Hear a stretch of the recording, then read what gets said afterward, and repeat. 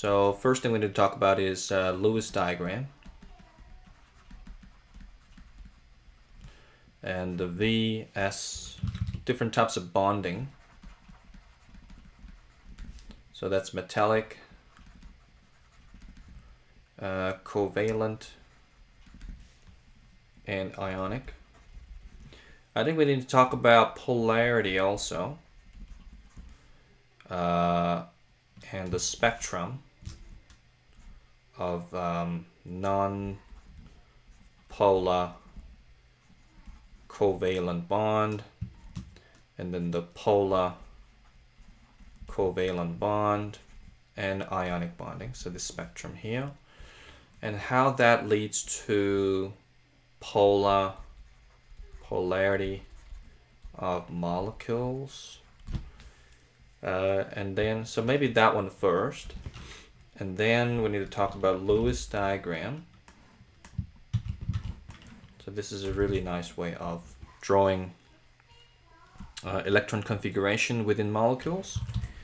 And number 3, we'll talk about Vsepr.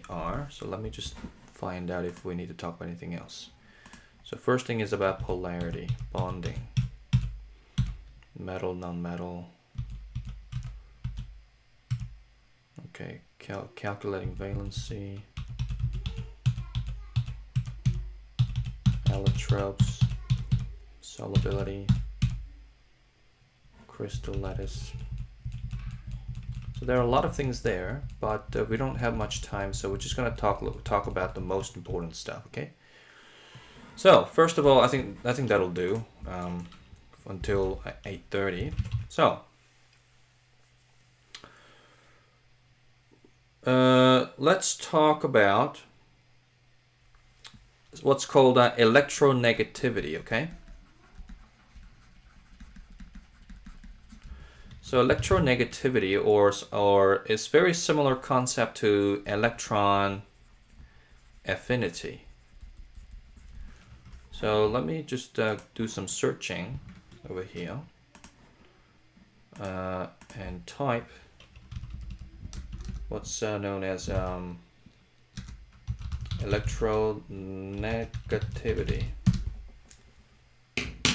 Electronegativity. I'm gonna go for images. So you see in this table, so you see some numbers there, right? So these are not about like the mass number or proton number, things like that, or relative atomic mass. These are just some numbers that indicate how strongly an element can attract an electron. Okay. So it increases that way, as you can see. And the fluorine has the highest electronegativity. And the reason for that is because, oh, maybe you guys have gone through this in semester 1, in term 1, right? In the periodic trends. And the reason why fluorine has such high ability to attract electron is because fluorine has, so that's ion. Fluorine has, what's the number for fluorine? That's number 9, right? So it's got 9 protons and 9 electrons, right? So it's got 2 in the inner shell and 7 on the outer shell. 1, 2, 3, 4, 5, 6, 7. But there you can have 8 electrons there, right? On the in the second shell.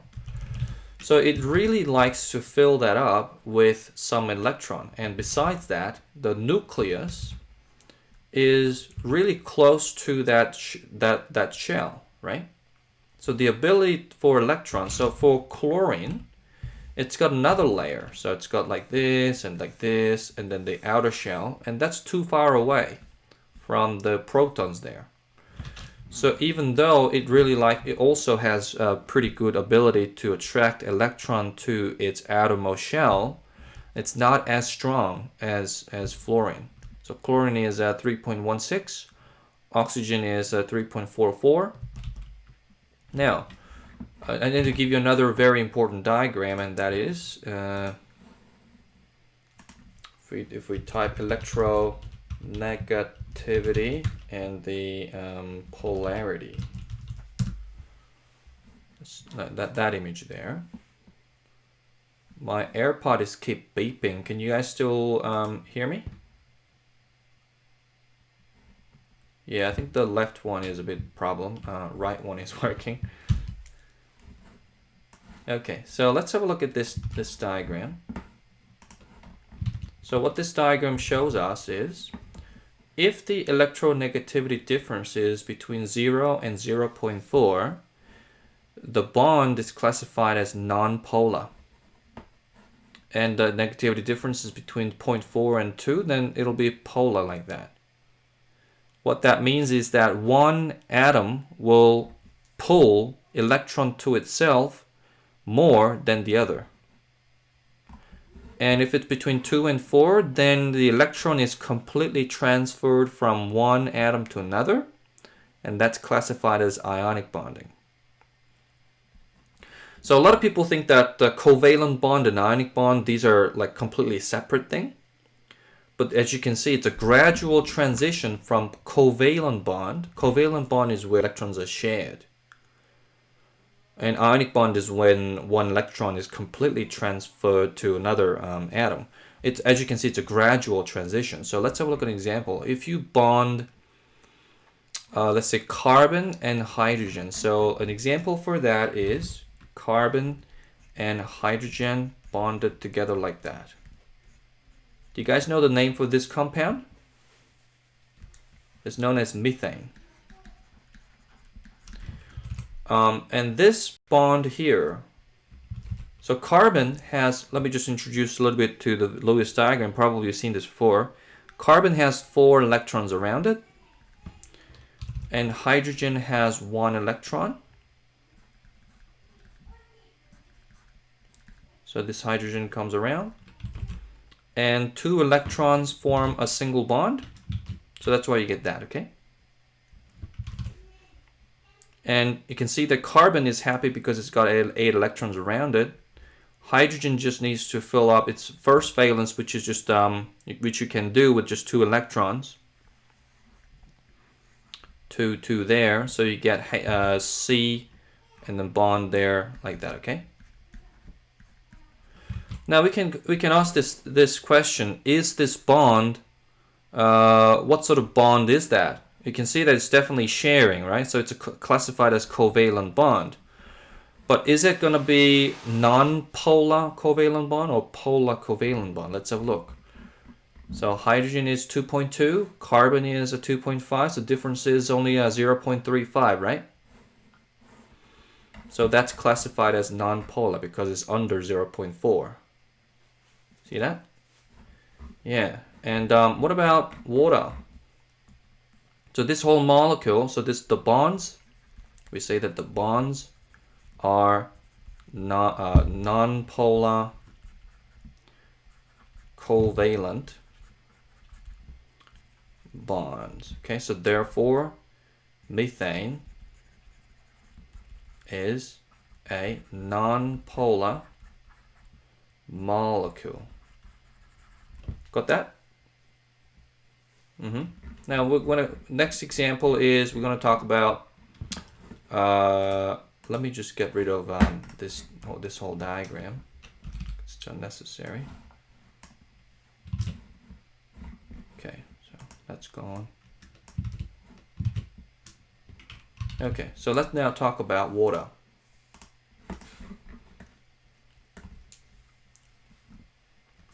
Water is H2O and it looks like this. So we're doing all of this all at once. Okay, bonding, polarity, Lewis diagram, Vsepr, all of that stuff all at once. So oxygen has, according to Lewis diagram, it has 6 electrons around it. So we can draw that as 1, 2, 3, 1, 2, 3, 4. And then let's say 5 and 6. So the way they can bond is that hydrogen can come along. Oh, I've got 1 electron, and another hydrogen can say, oh, I've got 1 electron. Let's bond together, and everyone's happy. Oxygen has 8 electrons there. So the octet, so we say it's octet, okay? Octet is filled.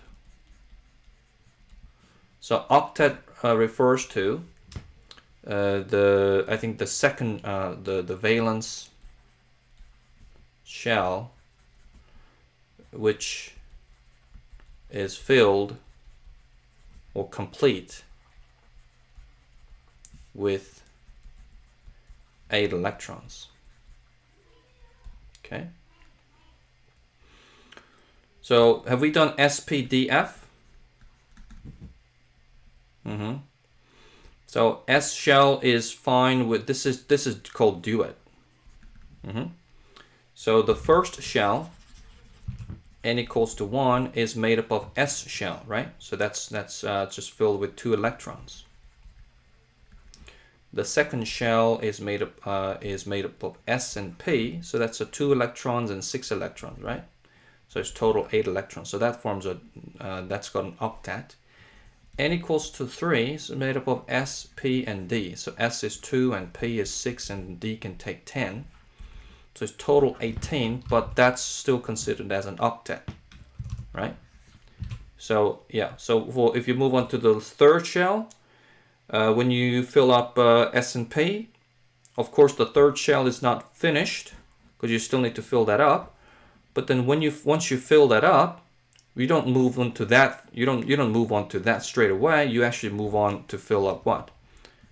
N equals to 4, right? Which is made up of S, P, D, F. And then once you fill that up, once you fill the octet, then you start filling this one up, right? And then you start filling that one up, and then you start filling that one. So that's also forming an octet there. So that's why this concept of octet is really important, because once you fill up 8 electrons on any of these shells, then you kind of have made a very stable electron configuration. Okay. Now, so that's some extra content there. So we've got this oxygen, octets filled up, and this is duet's done. So they're pretty happy, right? Now let's have a look at the bond between the hydrogen and oxygen. So the Lewis diagram, by the way, we draw it like this: oxygen, and there's a hydrogen there and hydrogen there.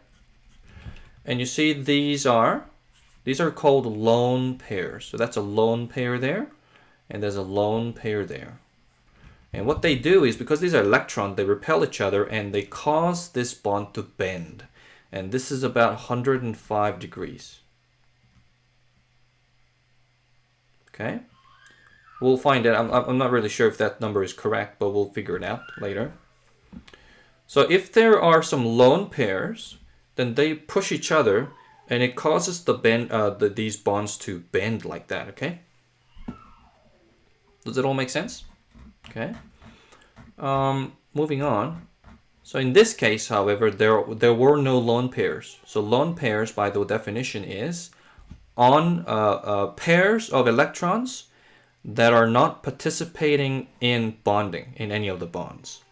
So you can see that all of these electrons here are forming bonds, right? So there are no, hold on, I think my battery died on my earphone. All right, so this one here, the octet's filled and there's no lone pair there. But over here, there are some lone pairs, and that determines that the existence of those two electrons sort of determine what the angle should be between those two bonds. Okay. Now let's look at the bond between those two. So oxygen and hydrogen. Let's have a look at this one here. Oxygen there, and hydrogen there. So what's the electronegativity difference there? It's about 1.24, isn't it? So that minus that is 1.24, and 1.24 is somewhere around here, I guess.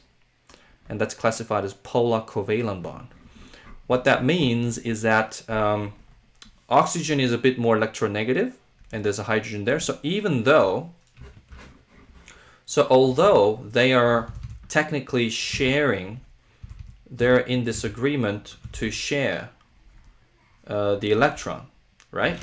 But these electrons are a little bit closer to the oxygen. Okay, not completely transferred. So if we draw the electron cloud, the electron cloud is sort of like that. Electrons spend more time here than here. Okay. So this is an unequal sharing, but they're still happy because they're still sharing, you know. So you get that sort of arrangement. And that makes this bit slightly, we use the symbol delta. So with delta, negative means slightly negative because there's more electrons here. So you see oxygen by itself has 6 electrons around it, right? But, and this guy is being shared with hydrogen, but not really. It spends more time here. And then the hydrogen's oxygen electron spends more time here. So just by this 6 electron, it was neutral, right? But then when this extra electron came from hydrogen, that makes, of course, this thing slightly negative, right? So therefore, we say that's slightly negative. This is slightly positive. And therefore, we say that the water H2O has polar covalent bonds. Make sense? And that makes water H2O is a polar molecule. Okay. And that's the reason why water has, so you see water is like that, and this is oxygen, and that's slightly negative, and this is slightly positive. And let's say there's another oxygen molecule there, and this is slightly negative there, so that's why this is attracted to that pretty strongly. And that determines, of course, that leads to high boiling point. So water boils at 100 degrees Celsius, right? And it melts at melting point is 0 degrees Celsius. So from the Kelvin scale, this is a 273 Kelvin. This is a 373 Kelvin. And 0 Kelvin is like negative 273 degrees Celsius, right? So compared to other molecules, water molecule tends to have pretty high melting point and boiling point. Let's compare that with. So you see, boiling point is all about water molecules being separated. So you see how in room temperature water stays as a liquid, right? And then like if you boil it, if you heat it up to 100 degrees Celsius, then it starts to boil. That means what's happening there is that this bond is breaking. This connection, this attraction between water molecule to water molecule is broken by giving this and this a lot of energy. They vibrate strongly and then they separate and become gas. Okay, but why? So why do they attract in the first place? It's all because of this polar bond between hydrogen and oxygen. Because that's negative, that's positive. It makes the whole molecule a little bit positive, a little bit negative, and that makes it possible for these molecules, this water molecule and this water molecule, to attract each other, and that leads to boiling point and melting point. Does that all make sense to you? Yeah, it's pretty simple to understand, right? Now, what about carbon dioxide? So carbon has 4 electrons around it, and oxygen comes along. So oxygen has 6 electrons around it. Okay. And here's a little bit of math problem that we have to do.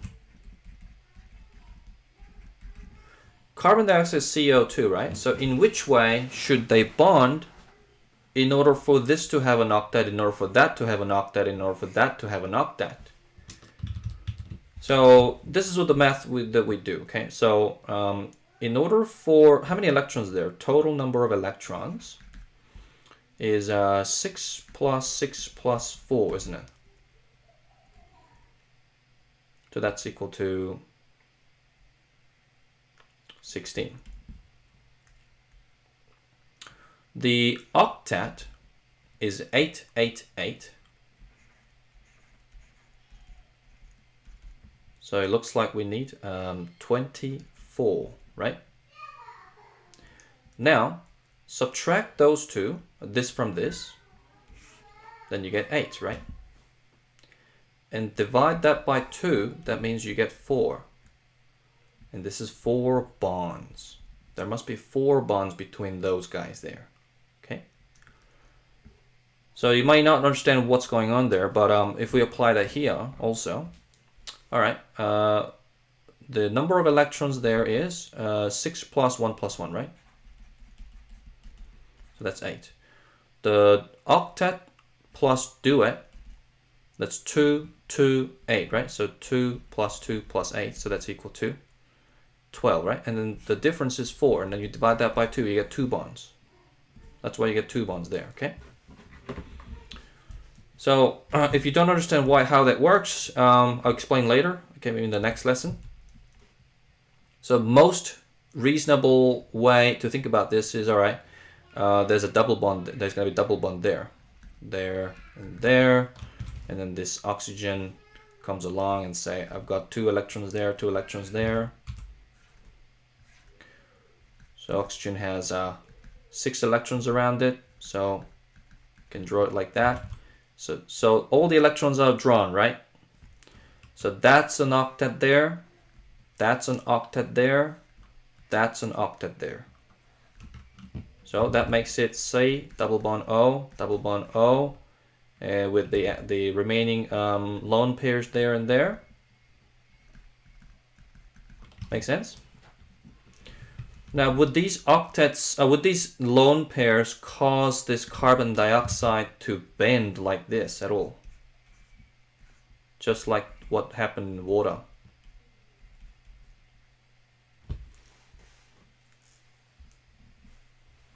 If you look at water, the lone pairs were with the middle atom there, right?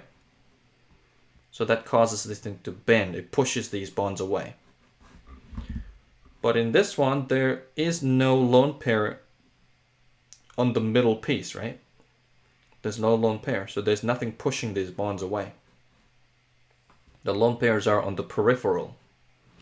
So it maintains the linear shape, okay?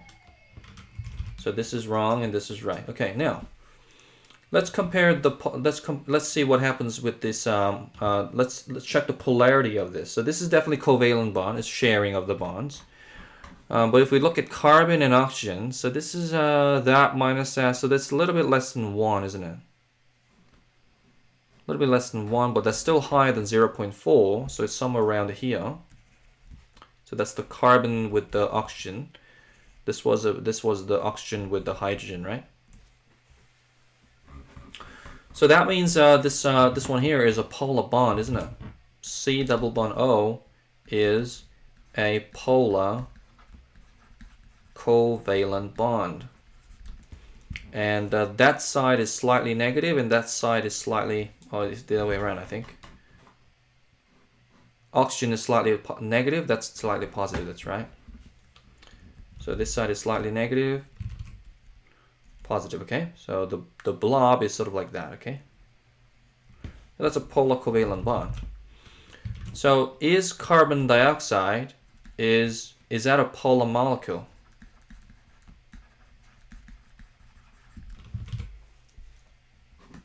So is that molecule a polar molecule?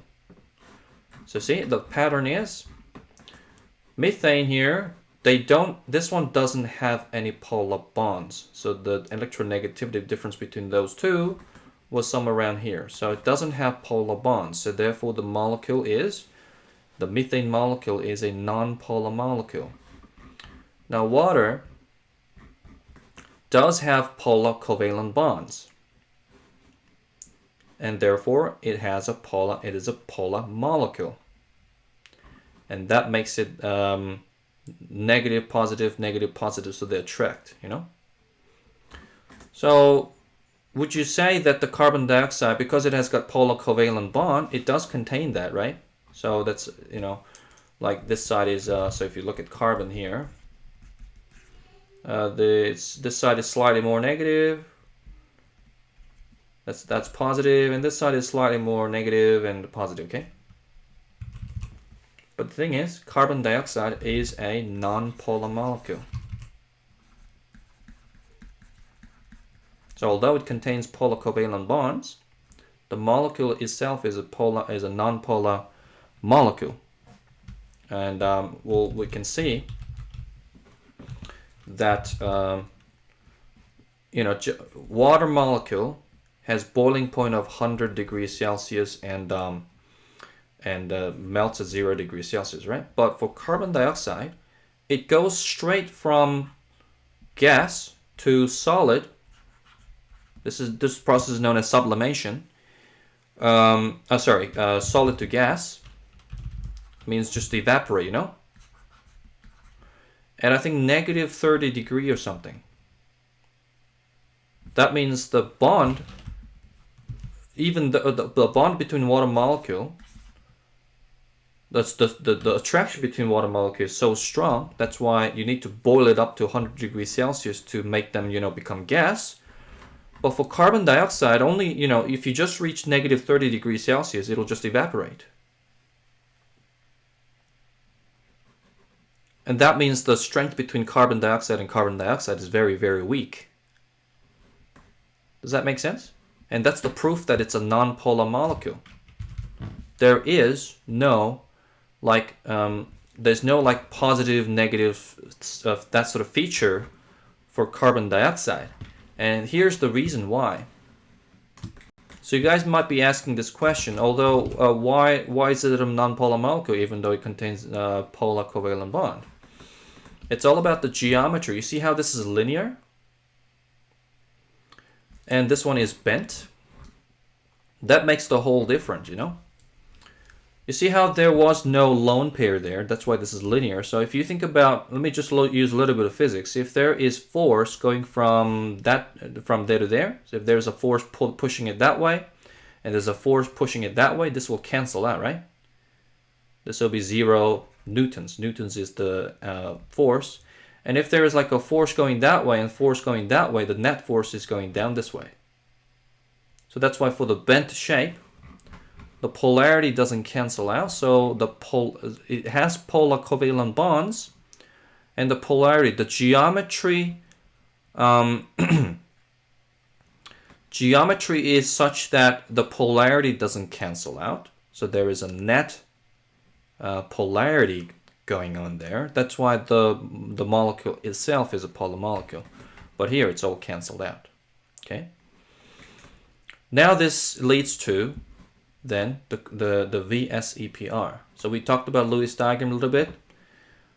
We had talked about covalent and ionic bonding. So ionic bonding is when the electronegativity difference is so strong, so big, that it just turns into ionic bonding. So for example, if you look at NaCl, that one, and that one, the difference is more than 2, isn't it? So that's classified as ionic bonding. Okay.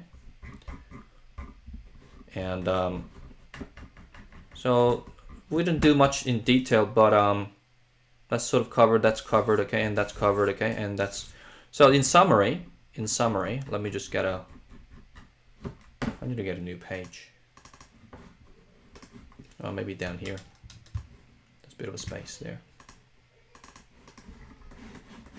Okay. So polar, in summary,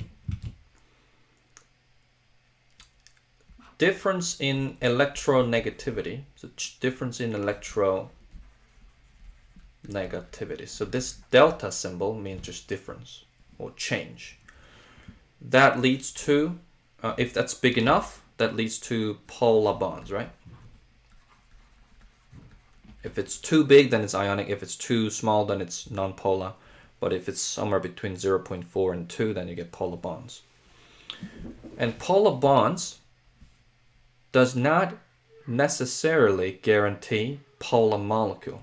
So this may lead to, so polar bonds plus totally symmetric, total symmetry, then that leads to non-polar molecule, okay? And this depends on the lone pairs. Lone pairs determine the symmetry. If you have, so this may lead to polar bonds plus asymmetric shape, then that leads to polar molecule. And if it's polar molecule, this leads to high boiling point, high melting point. Okay. This is our next topic, really. So polar molecule leads to strong intermolecular force, IMF, intermolecular force. That means the force between two molecules, between molecules, right? Non-polar means weak intermolecular force. So this leads to all kinds of physical properties like low boiling point, melting point. One example for this one, of course, is high boiling point, melting point. Understand? Now, we've got 10 minutes, so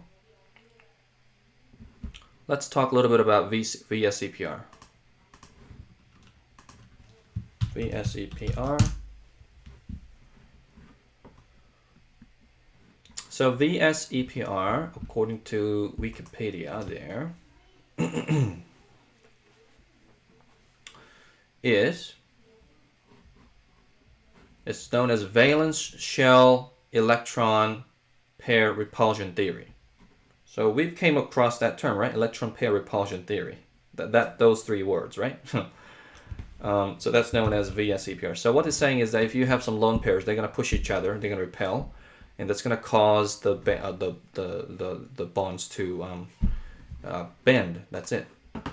Okay, and there's like a nice, I think, picture that I can get from Google. And I think the best picture I can show you is maybe this one here.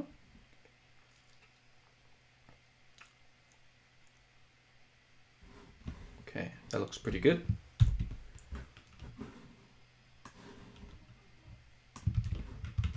So for Vsepr, you just have to get yourself familiarized with this picture. All right, I'm running out of space. Save that.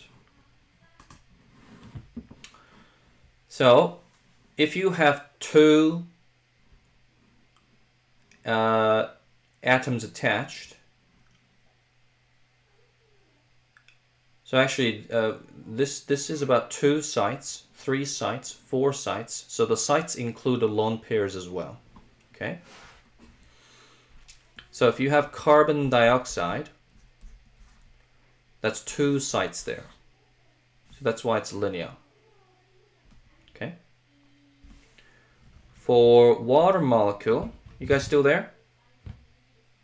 So oxygen and hydrogen with 2 lone pairs. How many sites is that? That's 4. Okay. So it's like that one there. That's 2 lone pairs with 2 hydrogen there. So it's 4 sites. So they just call it number of electron dense areas. So there are 4 electron dense areas.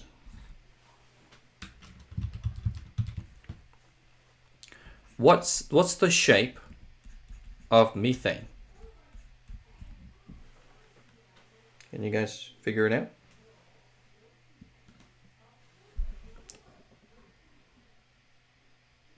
It's one of those.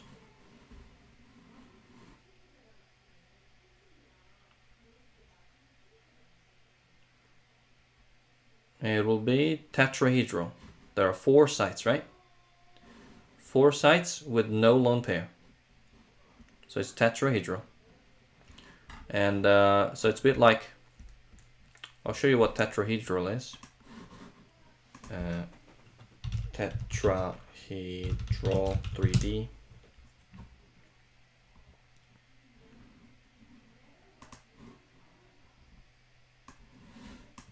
It's that shape. So that's tetrahedral shape.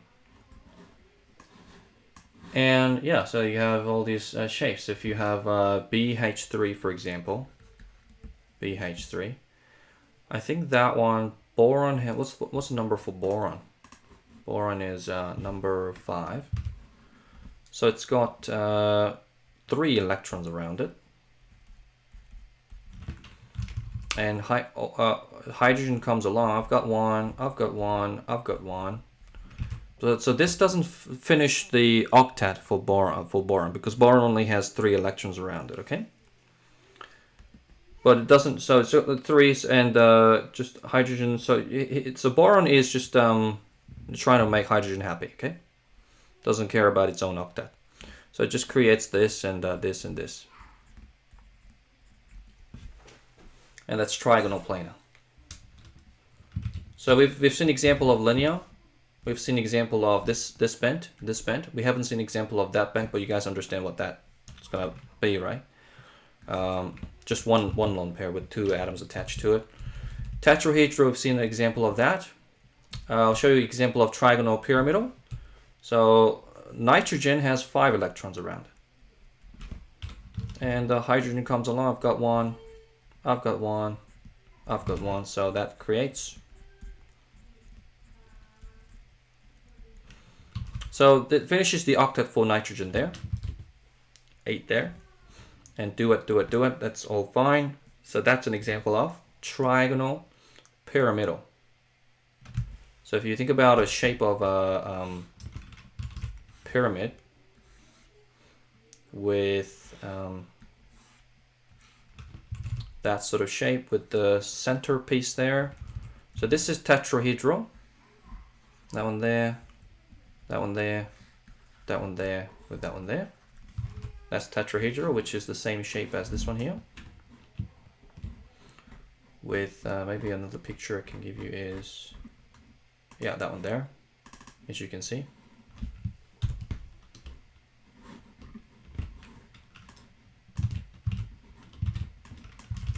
So if that's gone,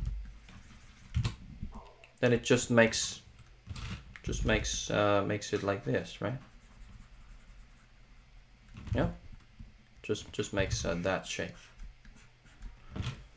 So that one there is trigonal pyramidal. This is tetrahedral. This is trigonal. So it's just a triangle in the bottom. It's a pyramid. So now that's covered, and that's covered as well. This one here is Trigonal Bi-Pyramidal. What could be that? That could be like a 1, 2, 3, 4, 5. P, maybe PO4, PO. Phosphorus. Okay. Phosphorus pentoxide. Pentachloride. PCl5. Yeah, PCl5. I think that's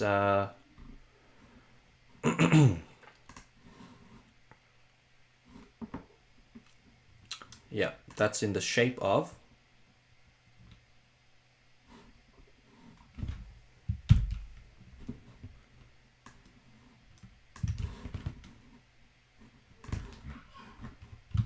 so that's an example of trigonal bipyramidal. So you have trigonal pyramid, but you have 2 of them, one on top and the one on the bottom.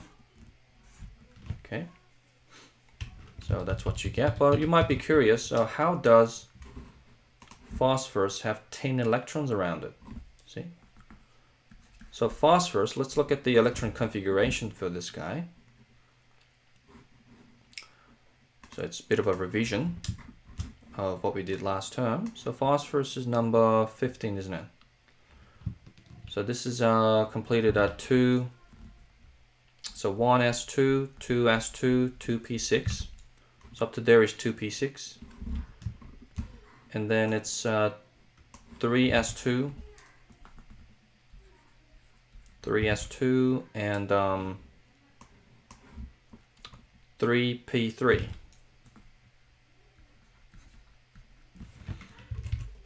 So it's got 5 electrons around it. 1, 2, 3, 4, 5. And then chlorine has 7 electrons. 1, 2, 3, 4, 5, 6, 7. So shares that. Like that, okay?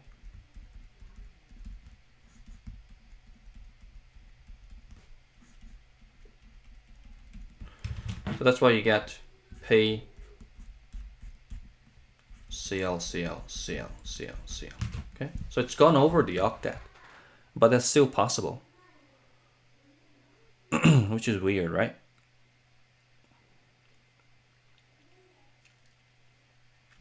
So it can go beyond octet. Alright, I think we should call it a day here. Okay. So these are all different advanced shapes, octahedral, but I think we're just skimming over Vsepr. I don't think you'll be getting any numerical question on it. So when you get tested on this stuff, I think you'll be just given this diagram, or you may be asked to memorize just a few of them. And they'll give you some Lewish diagram of something, and you'll have to figure out what shape it is. Okay? All right, we'll call it a day here. See you tomorrow.